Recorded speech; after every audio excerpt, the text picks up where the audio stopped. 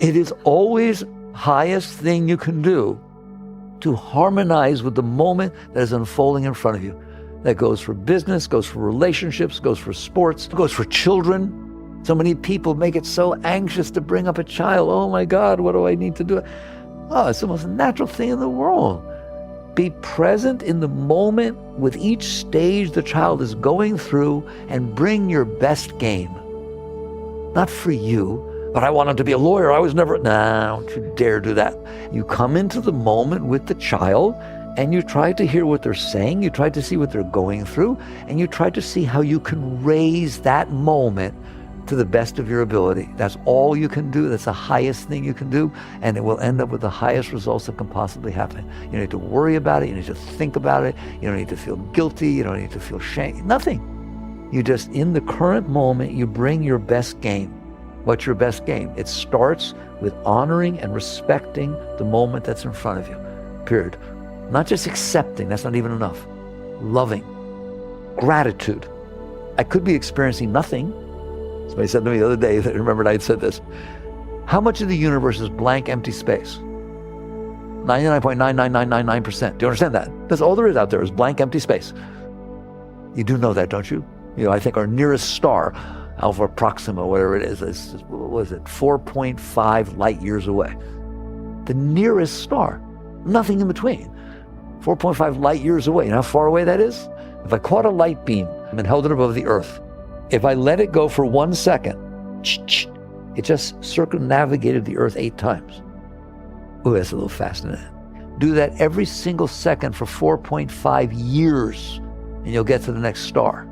The next galaxy is 2.4 million light years away. So, I mean, there's nothing but empty space everywhere. And you get to have this in front of you. That's just interesting. Colors, shapes, things. So what I taught, the person repeated it to me last night, is instead of comparing what is going on in front of you against what you want, what you made up based on your past, compare it against nothing and feel gratitude. I am grateful that I get to have this experience, and be that way with every single moment of your life.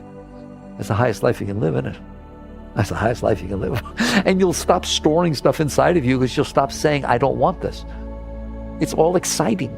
It's all challenging. I'm willing to go through anything. It's just a challenging experience. It's a fun thing. And you'll become empty inside, and that becomes your spiritual growth also. As you start to embrace the moment that's in front of you with the whole of your being, you become empty. You become pure. And all this energy starts to well up inside of you. Let's make sure we get that. Right now, all your energy is being used to fight. You're in fight or flight mode every single second, right? It's all threatening, isn't it? Work is threatening, relationships are threatening, kids are threatening, money's threatening, not money's threatening. It's just threatening. It's like something could go wrong, couldn't it? At any moment. And you're in there trying to hold your Atlas, holding the earth up. Hey, Atlas, it'll stand by itself. Who's going to believe that?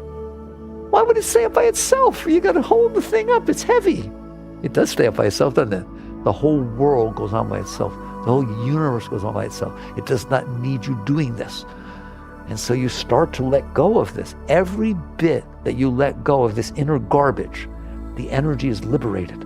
The energy is freed. All the energy. It's not that you have a lack of energy. It's what you're doing with it.